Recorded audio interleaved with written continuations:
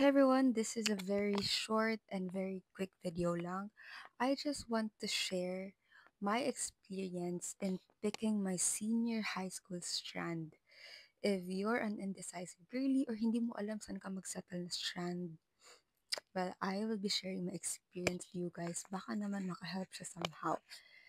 So, when I was in grade 10, hindi ko siya ginaano, parang I don't give paki to it, parang ginabaliwala ko lang siya, ganun.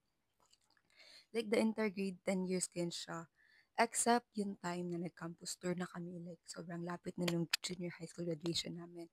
So nung campus tour namin for senior high school, happened in April ata yun. Tapos ang graduation namin is May, ganon. So nag-campus tour kami, pinakita doon lahat ng mga set list or yung mga strand na gina-offer nila sa school. So my school only offers those academic strands which are ABM, UMS, STEM. So ako nun guys, parang mag-STEM friends ko, gusto ko rin mag-STEM kasi andoon sila na baka if mag-ibang strand ako, magiging loner ako, ganito, ganyan. Pero ano din, naisip ko rin na if magsama ko sa kanila, tapos STEM isn't for me, Jud, baka mahirapan din ako, no? Pero alam ko guys na sobrang daming mga opportunities talaga ang nag-wait if mag-STEM ka. Mas broad yung opportunities ng STEM.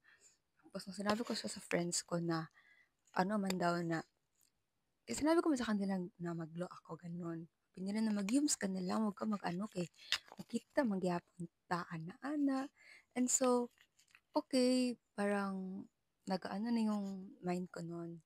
It was like crashing out on which strand to pick. At hanggang nag-graduation na lang, hindi ko pa alam anong strand ang i-pick ko. Tapos, so on and so on, nag-summer break, then enrollment again. Nagpa-enroll ako hindi ko alam anong strand pipiliin ko. So sinabi ko na lang doon na, UMS po. Okay, final na, panindigan ko na to. It is what it is. Bahala na si Lord, ganun. At first, sobrang natatakot ako guys kasi I know na UMS public speaking, ganito, ganyan na. It's been actually one of my weaknesses. So, ayun, pero now, as an upcoming grade 12 student na still taking UMS as my strand for senior high school, masaya sa UMS guys. As in, lingaw jud siya. Um, wala lang. Actually, ang mabigay ko lang natin for this one is pick the right circle of friends for you. Yung merong same goal as you guys na makagraduate mo on time, na makapasa mo